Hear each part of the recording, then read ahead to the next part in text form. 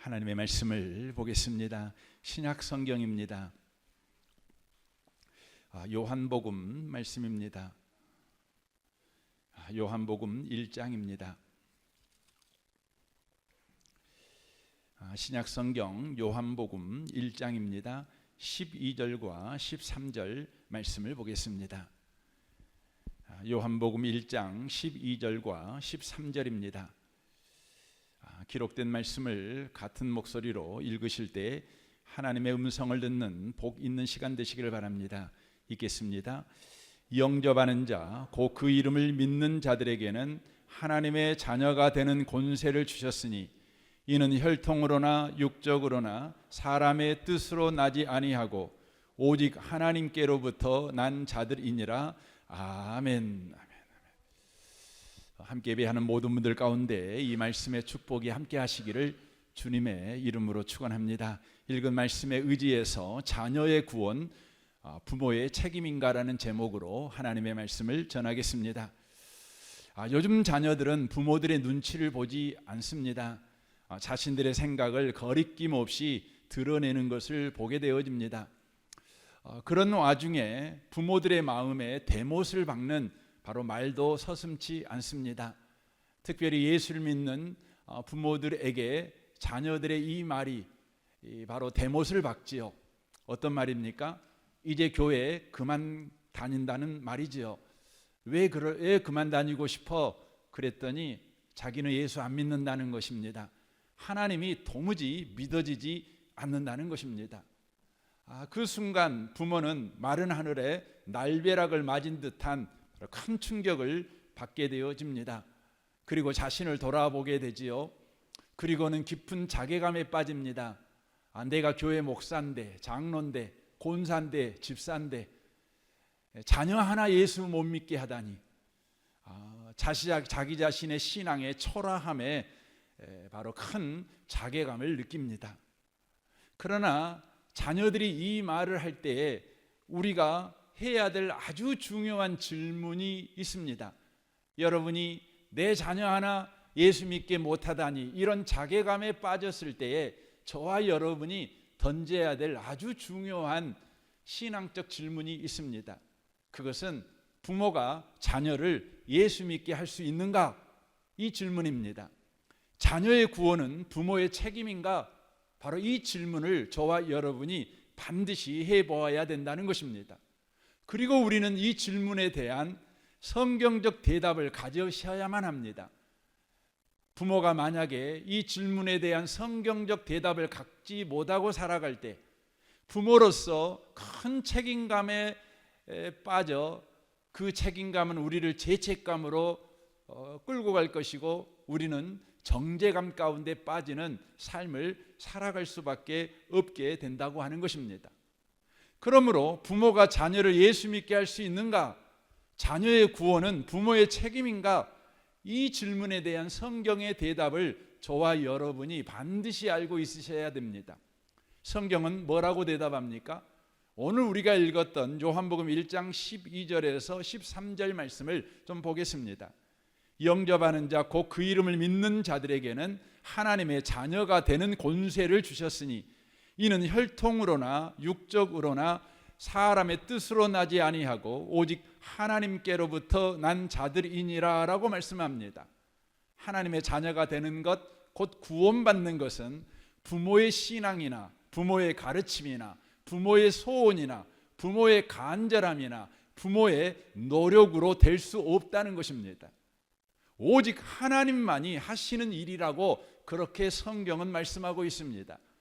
그래서 예수님께서 마태복음 16장 16절에서 베드로가 예수님은 주님이시고 그리스도시고 살아계신 하나님의 아들이십니다라는 바로 구원에 이르는 신앙 고백을 할 때에 그 고백에 대해서 예수님이 이렇게 평가하십니다. 17절입니다. 예수께서 대답하여 이르시되 바요나 시몬아 네가 복이 있도다. 이를 네게 알게 한 이는 혈육이 아니요 하늘에 계신 내 아버지시니라 라고 말씀합니다. 베드로가 예수님을 참되게 바로 믿는 신앙 고백을 한 것은 베드로의 아버지가 가르쳤기 때문에 그렇게 한 것이 아니라 하늘 아버지가 가르쳐 주셨기 때문에 하나님의 계시다 이렇게 말씀합니다. 그러니까 베드로가 예수님을 믿게 된 것은 오직 하나님만 하신 바로 일의 결과로 맺은 열매다 이렇게 말씀하고 계시는 것입니다. 이것을 성경은 계속해서 말씀하십니다. 여러분 성경을 보면 우리가 부러워할 만큼 굳센 믿음을 가진 믿음의 사람들을 만나게 됩니다. 소위 유명한 믿음의 부모들이지요. 그런데 우리가 그 부모들을 보다가 깜짝 놀라게 됩니다. 어떤 부분에 놀라게 됩니까? 그런 훌륭한 믿음을 가졌는데 그들의 자녀들은요, 여러분 예수 믿는 사람, 믿음의 사람들이 그렇게 많지 않다는 것입니다. 아브라함은 믿음의 조상입니다. 많은 사람들이 아브라함의 자녀는 2명이다 이렇게 알고 있지만 성경을 읽어보면 아브라함의 자녀들은 8명입니다. 그런데 그 믿음의 조상이라는 아브라함이 그의 자녀 가운데 예수 믿는 사람, 믿음의 사람은 여러분 몇 명밖에 없습니까? 여러분 딱 1명, 이삭밖에 없습니다. 여러분 순종의 사람, 그러면 이삭 아닙니까? 이삭에게는 2명의 아들이 있었죠. 그런데 그 2명의 아들들이 몽땅 다 믿음의 사람이 되었습니까? 아닙니다. 둘째 아들 야곱만 믿음의 사람이 됐습니다. 야곱은 12명의 아들이 있었습니다. 12명의 아들들이 주일학교 잘 다니고 중고등부 잘 다니고 청년대학부에서 신실한 그리스도인으로 인정받는 여러분 믿음의 청년들이었을까요? 그렇지 않습니다. 야곱의 12아들들의 면면을 보면 여러분 입에 담기도 부끄러운 아이들입니다. 그 아이들은 간음한 자들이고 살인한 자고 시기하는 자들이었고 자랑하는 자들이었고 악을 도모하는 자들이었고 동생을 노예로 팔아먹어버린 자들이었습니다. 그러나 하나님께서요 놀라운 은혜를 베푸셨죠. 그래서 이 못나고 악한 12아들들을 어떻게 하셨죠? 믿음의 사람이 되게 만들어 버리셨습니다. 그래서 이스라엘의 12지파의 조상이 되게 하셨습니다. 이것은 무엇을 말씀합니까? 자녀의 구원은 부모의 완전함에 달린 것이 아니라는 것입니다. 하나님의 은혜에 달려 있다는 것입니다. 그래서 에베소서 2장 5절에 이렇게 말씀합니다. 너희는 은혜로 구원을 받은 것이라.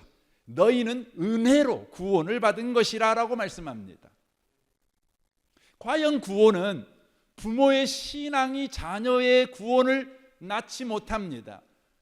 부모의 열심이 자녀의 구원을 여러분 보장하지 못합니다. 다만 하나님의 은혜가 자녀의 구원을 만드십니다. 유다 왕가를 보면 더욱 이 사실은 분명해집니다. 유다 왕 중에 가장 악한 왕 중에 한 명이 바로 누구냐면 바로 12대 왕 아하스입니다. 이 사람은 유다 지역에 처음으로 바알 우상을 가져온 사람이고 자기 자녀를 우상 몰렉에게 바로 제물로 바쳐버린 바로 우상 숭배자였습니다. 이런 못난 아버지 밑에서 예수 믿기 참 어렵죠. 그런데 이 아하스의 아들이 여러분 누군지 아십니까? 바로 히스기야입니다. 여러분 히스기야는요 아주 경건한 사람이었습니다. 그런데 또 깜짝 놀랄 일은요, 여러분 히스기야 그 경건한 부모 히스기야에게서 난 자식이 누구예요? 여러분 악한 왕, 유다의 왕 가운데 가장 악한 왕이라고 평가받는 왕이 누구냐면 므낫세인데 그 므낫세가 그 경건한 히스기야의 아들입니다. 이 므낫세는 또 악한 아들을 낳지요. 암몬이라는 왕을 낳습니다. 그런데 여러분 그 므낫세라는 악한 할아버지, 아몬이라는 악한 아버지 밑에서 여러분 누가 태어난지 아세요? 여러분 이스라엘 유다 왕국 가운데 가장 개혁군주라고 인정을 받으며 다윗의 신앙을 회복한 왕이라는 신앙 부흥을 일으킨 사람이 있어요. 그 사람이 누구냐면 요시야입니다. 여러분, 요시야는 누구 밑에서 태어났다고요? 므낫세라는 할아버지와 아몬이라는 아버지 밑에서 이런 경건한 여러분 왕이 태어난 것입니다. 그런데 이 개혁군주, 신앙 개혁을 일으킨 요시야, 그러면 그 자녀들은 어떤 자녀가 돼야 되겠어요? 참 아이러니한 것은 그 두 자녀가 나중에 왕이 돼요. 요시야의 두 아들이 다 왕이 되는데 이 두 왕이 다 악한 왕입니다. 왜 악한 왕에서 선한 왕이 나올까요? 여러분, 선한 왕에서 악한 왕이 나올까요? 왜 이런 불현 속의 상황을 성경은 우리에게 말씀하고 있을까요? 그 이유는 바로 구원에 대한 확고부동한 진리를 우리에게 말씀하시기 위해서입니다. 구원에 관한 확고부동한 진리는 뭡니까? 자녀의 구원은요, 부모의 행실이나 부모의 우월한 유전자에 달린 것이 아니라는 것입니다. 오직 하나님의 은혜, 하나님의 긍휼히 여겨 주심에 달려 있다는 것입니다. 그래서 로마서 9장 15절은 이렇게 말씀합니다. 내가 긍휼히 여길 자를 긍휼히 여기고 불쌍히 여길 자를 불쌍히 여기리라 하셨으나 그런즉 오나는 자로 말미암도 아니요 다름질하는 자로 말미암도 아니요 오직 긍휼히 여기시는 하나님으로 말미암으니라라고 말씀합니다. 구원은 하나님의 절대의 주권성에 달린 문제다라고 말씀하고 있는 것입니다. 여러분과 제가 부모로서 자녀의 구원에 관한 이 진리를 놓치면 안 됩니다. 이 진리를 놓치고 살면 부모는 자녀의 구원 문제 앞에서 책임감이 죄책감으로 뒤바뀌어 버리고 그 죄책감은 평생 정죄감에 붙들려 살게 만들어 버린다는 것입니다. 모든 자녀의 구원은 하나님의 은혜에 속한 것입니다. 이 진리는 부모가 이제 하나님의 자녀의 구원에 대해서 무책임해도 된다, 무관심해도 된다, 이것을 바로 말씀하는 의미가 아닙니다. 모든 자녀의 구원은 하나님의 은혜에 속한다는 이 명백한 진리는 바로 부모된 저와 여러분에게 자녀의 구원을 위해서 무엇을 구해야 될 것인가, 부모가 어떤 삶을 살아야 될 것인가를 더 명백하게 바로 가르쳐주는 진리라고 하는 것입니다.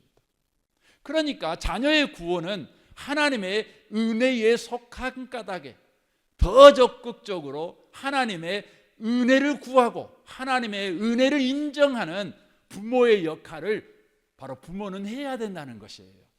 그래서 부모를 보고 있으면 내 부모가 하나님의 은혜로 구원받았구나, 나도 하나님의 은혜가 임하면 구원받을 수 있겠구나, 이러한 메시지를 부모의 삶이 줘야 된다는 것입니다. 그래서 우리 하나님께서는 바로 하나님의 은혜로 구원받는다는 이 메시지를 부모들이 자녀에게 전달하는 삶을 살아가라고 바로 이 역할을 바로 부모에게 요구하십니다. 그래서 저는 오늘 성경을 통해 하나님께서 구원은 은혜로 주신다, 이것을 자녀에게 바로 알려주는 부모의 역할 세 가지를 좀 말씀을 드리려고 합니다. 그 첫 번째는 신명기 6장입니다. 4절부터 보겠습니다. 이스라엘아 들으라, 우리 하나님 여호와는 오직 유일한 여호와이시니 너는 마음을 다하고 뜻을 다하고 힘을 다하여 내 하나님 여호와를 사랑하라. 오늘 내가 내게 명하는 이 말씀을 너는 마음에 새기고 네 자녀에게 부지런히 가르치며 집에 앉았을 때이든지 길을 갈 때이든지 누워있을 때이든지 일어날 때이든지 이 말씀을 강론할 것이며 너는 또 그것을 내 손목에 매어 기호를 삼으며 내 미간에 붙여 표를 삼고 내 집 문설주와 바깥문에 기록할지니라 라고 말씀합니다. 부모를 향한 이 하나님의 요구는 부모들에게 네 자녀를 구원해라, 네 자녀를 구원해내, 바로 이런 명령의 요구가 아니십니다. 이 요구는 다만 부모인 네가 바로 먼저 은혜로 구원을 받은 자로서, 은혜로 구원받은 자의 삶이 은혜 없이 사는 불신자와 무엇이 다른가를 삶을 살아가는 목적과 방법과 반응으로 보여줘라. 그리고 자녀가 왜 엄마 아빠는 그렇게 사세요? 엄마 아빠는 왜 그런 목적으로 사세요? 라고 질문할 때 그것을 알려줘라. 그리고 자녀들과 함께 살면서 바로 구원은 은혜로 받았다는 것을 알게 하는 삶을 살아가라 라고 명령하고 있는 것입니다. 그래서 신명기 6장에 부모에게 이렇게 요구하지요. 5절에 보면 너는 하나님을 사랑하라. 6절에 너는 말씀을 마음에 새겨라. 7절에 너는 자녀에게 부지런히 가르치라 라고 말합니다. 우리는 이 순서를 주목해야 합니다. 부모가 먼저 삶의 목적이 하나님을 사랑하는 것과 그리고 삶의 방식과 반응하는 방법이 말씀에 순종하는 것이어야 한다는 것입니다. 그리고 나서 자녀에게 가르쳐라 라는 의미의 내용입니다. 이걸 우리의 삶에 그대로 적용하면 우리 자녀들에게 얘들아 교회 가라, 기도해야지, 성경책 읽어야지, 너 왜 그따위로 사니? 이렇게 말을 할 것이 아니라 얘야 내가 어떻게 사는지 잘 봐봐.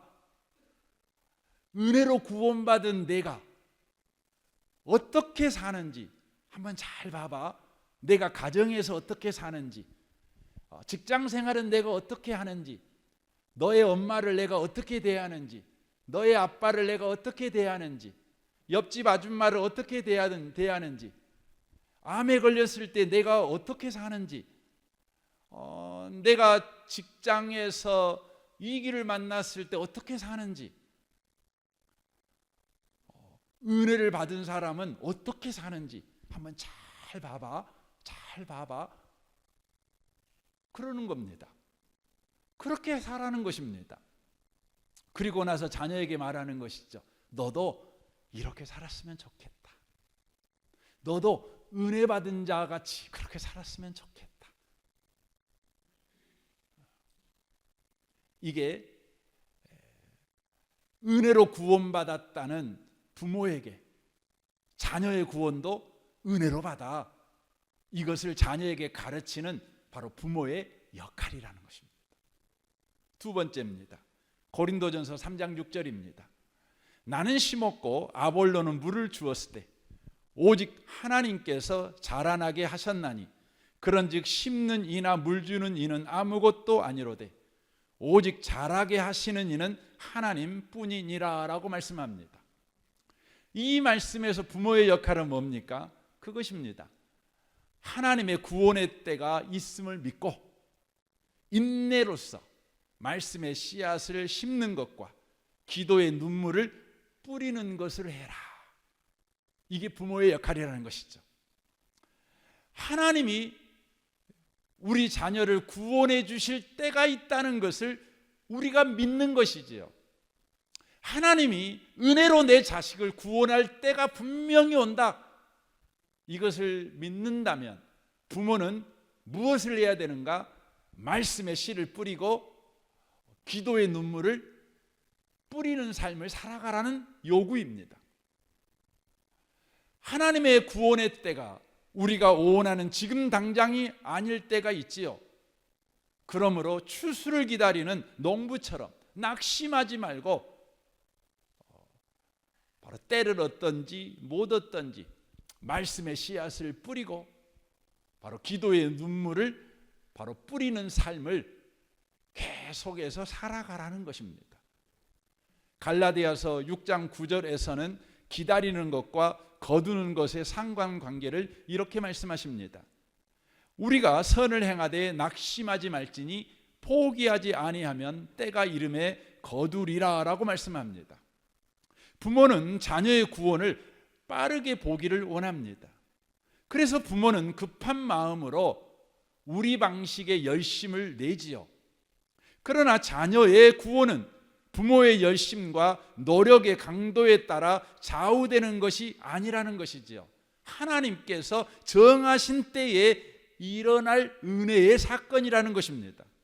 그러므로 우리가 하나님이 정한 때에 일어날 그 은혜의 사건을 우리가 믿고 포기하지 않고 끝까지 주께서 하라고 명하신 말씀의 씨를 뿌리는 것과 기도의 눈물을 뿌리는 것을 계속해 가는 것이 중요하다는 것입니다. 이 아침에 오신 복 있는 성도 여러분, 여러분의 자녀의 구원은 하나님의 은혜로 가능한 것입니다. 그러므로 여러분과 제가 이 믿음을 가지셔야 합니다. 하나님은 반드시 하나님이 정한 때에 우리 자녀에게 은혜를 베푸실 것이다.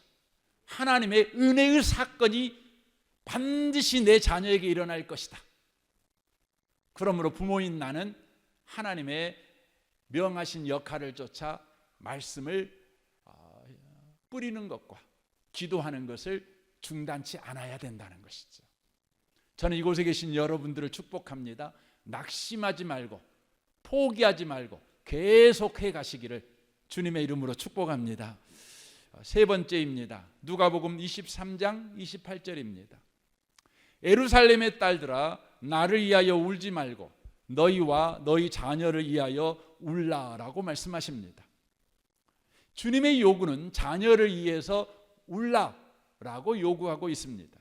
이 말씀은 예수님께서 십자가를 지고 골고다로 향하실 때 예수님을 따라오시며 예수님이 당하는 지금의 고통을 보며 우는 여인들에게 예수께서 하신 말씀입니다. 이 말씀은 이런 의미입니다. 지금 당하고 있는 현재의 고난을 보고 울지 말고 예수를 거부함으로 장차 임할 예루살렘의 심판으로 인해 자녀들이 당할 고통을 보고 울어라, 이렇게 요구하고 있는 것입니다. 과연 예수님의 말씀대로 40년 후, 그러니까 AD 70년에 예수님을 거부한 예루살렘은 로마에 의해서 완전히 파괴되어지게 됩니다. 그리고 수많은 사람들이 학살당하게 되고 살아남은 사람 중에 거의 대부분이 노예로 끌려가게 됩니다. 그리고 학살당하지 않거나 노예로 끌려가지 않은 사람들은 잽싸게 예루살렘에서 도망간 자들이었는데 이들은 바로 전 세계를 떠도는 디아스포라, 곧 나그네, 바로 떠돌이가 되어버립니다. 예수님의 이 말씀대로 AD 70년 이후에 유대 민족은 2000년 동안 전 세계를 떠돌며 말할 수 없는 고통과 고난을 당하게 됩니다. 예수님은 지금도 부모에게 오늘 이 말씀을 하고 있는 것입니다. 나를 위하여 울지 말고 너희와 너희 자녀를 위해서 울라라고 말씀합니다. 자녀들이 겪는 현실의 어려움 때문에 울지 말고 예수님을 거부해서 겪는 영원한 심판의 고통을 보면서 울어라, 이렇게 말씀합니다. 우리들은 우리 자녀들이 현실적으로 겪는 어려움을 보면서 웁니다. 대학 진학에 실패할 때 우리는 밤새며 웁니다. 성공하지 못할 때 울고 성적 떨어질 때 울고 우리는 웁니다. 그러나 아이가 하나님 없이 살아가는 영적 현실에는 눈물을 흘리지 않습니다. 아이들의 성공에는 노심초사하면서도 자녀의 신앙에는 무사태평입니다. 자녀들의 실패에는 울지만 자녀들이 거룩하지 않는 것에 대해서는 울지 않습니다. 자녀들이 성적 떨어지면 울고불고 난리지만 자녀들이 불경건하게 사는 것에 대해서는 울지를 않습니다. 영어 단어 모르고 수학 공식 모르면 울고불고 난리지만 하나님을 모르는 것에 대해서는 울지를 않습니다. 잠시 잠깐이면 없어질 이 땅의 삶을 위해서는 울고불고 난리를 치지만 영원한 운명에 대해서는 울지를 않습니다. 그런 부모를 볼 때 우리 자녀들은 이 땅에 소망을 두고 살아가는 자가 될 수밖에 없는 것입니다.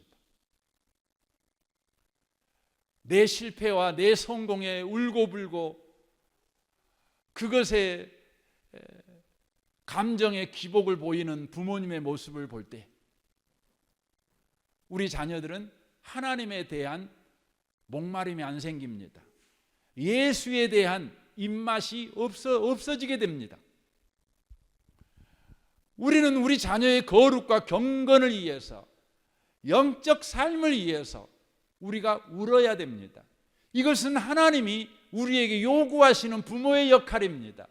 예수께서 십자가에서 그 고통을 당하시면서 자신의 고통 때문에 울고 있는 그 여인들을 향해서 내 고통 때문에 울지 말아라. 지금 내가 당하는 고통 때문에 울지 말고 나를 거부해서 너의 자녀들이 영원한 지옥불에 들어가 고통받는 것을 보면서 그런 일이 오지 않도록 울어라 제발, 이렇게 말씀하고 있는 것입니다. 저는 우리 은혜의복음교회 부모들이요, 하나님이 보실 때 인정할 만한 눈물을 보이는 우리 성도들이 꼭 됐으면 좋겠습니다. 하나님께서 우리의 눈물을 보시면서 내가 네 눈물을 보았어, 내가 네 눈물을 기억해, 내가 네 눈물이 어떤 눈물인지 나 알아먹겠어, 나도 그 눈물에 동참할 거야. 아니, 내가 흘려야 될 눈물을 흘리고 있구나, 네 눈물이 바로 내 눈물이야, 이렇게 인정하는 눈물을 좀 흘렸으면 좋겠습니다.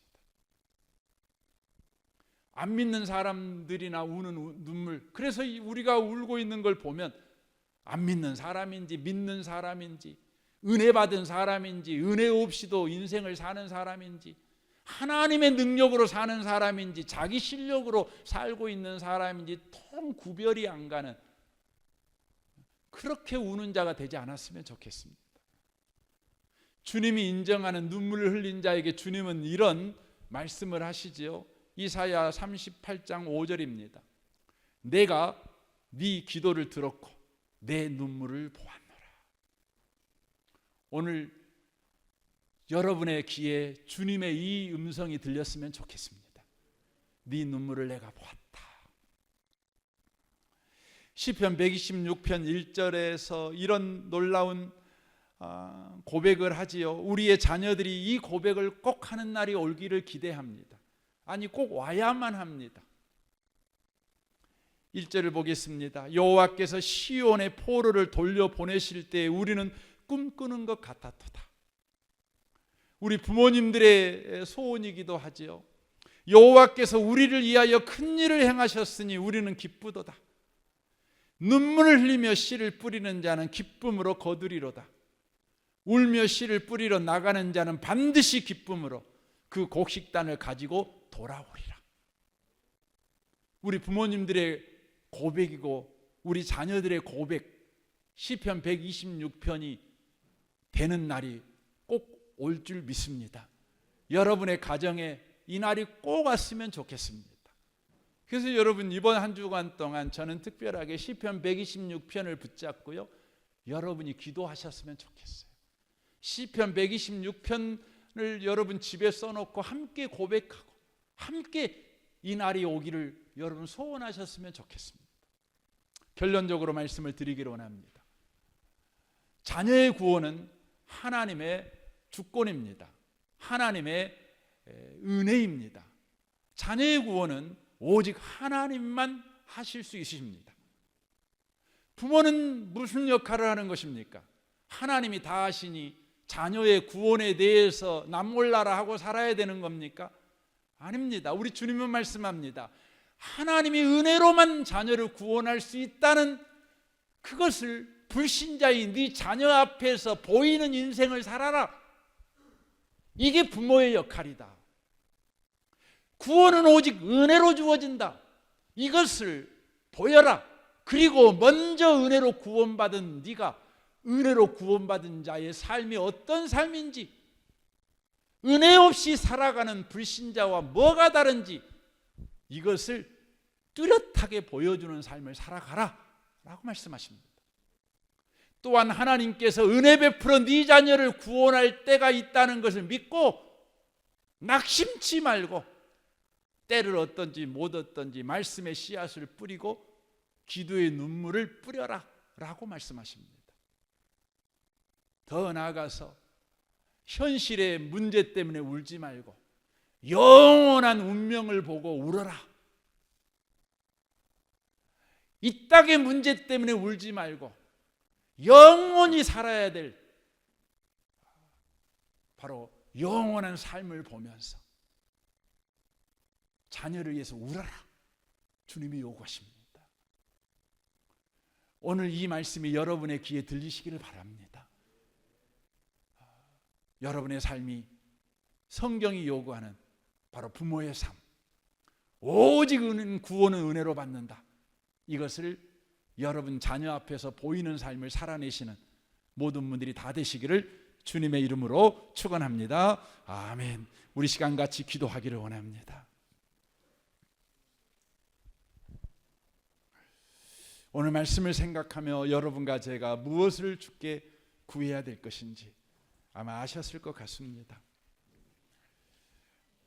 부모님들은 먼저 은혜로 구원받은 사람입니다. 불신자인 자녀 앞에서 구원은 은혜로 받아. 하나님이 너에게도 은혜 주실 거야. 이것을 바로 보여주는 역할을 해야 되겠습니다. 주님, 이 역할을 내가 힘써서 애써서 할 수 없습니다. 오직 성령께서 충만하게 우리를 주장할 때만 할 수 있습니다. 성령이여 부모 역할하도록 나를 충만하게 채워주옵소서. 나를 다스리시옵소서. 이 시간 우리가 좀 구해야 되겠습니다. 여러분 자녀를 위해서 기도하십시오. 지금 교회를 함께 나오고 있다면 감사하지만 여러분 자녀가 교회를 나와주고 있는지도 모릅니다. 예수 믿는 자녀가 되는 은혜를 구하셔야 합니다. 여러분 자녀가 지금 교회를 안 나오고 있다면 여러분 자녀는 솔직한 자녀입니다. 나 예수 안 믿는데 애 나가, 그런 거지요. 여러분 믿으십시오. 하나님이 하나님의 때에 은혜 베풀어 주실 것입니다. 그러니 우리는 이걸 믿고 여전히 은혜로 구원받은 자의 역할을 해야 되겠습니다. 여러분 자녀를 이 시간 떠오르며 그 이름을 부르면서 이 시간 우리 잠시 좀 기도하는 시간을 가졌으면 좋겠습니다. 기도하겠습니다. 아침에 해가 뜨고 저녁에 노을, 봄의 꽃향기와 가을의 열매, 변하는 계절의 모든 순간이 당연한 것 아니라 은혜여소. 모든 것이 은혜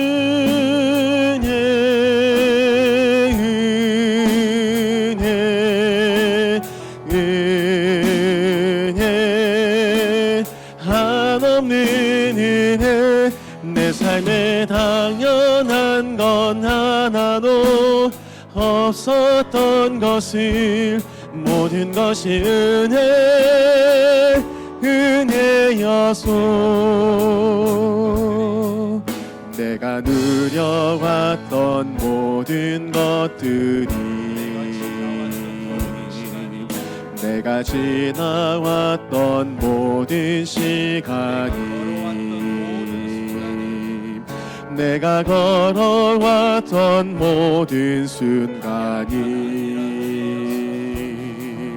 당연한 것 아니라 은혜여소. 아침 해가 뜨고 저녁에 노을, 봄의 꽃향기와 가을의 열매 변하는 계절의 모든 순간이 당연한 것 아니라 은혜여소 모든 것이 은혜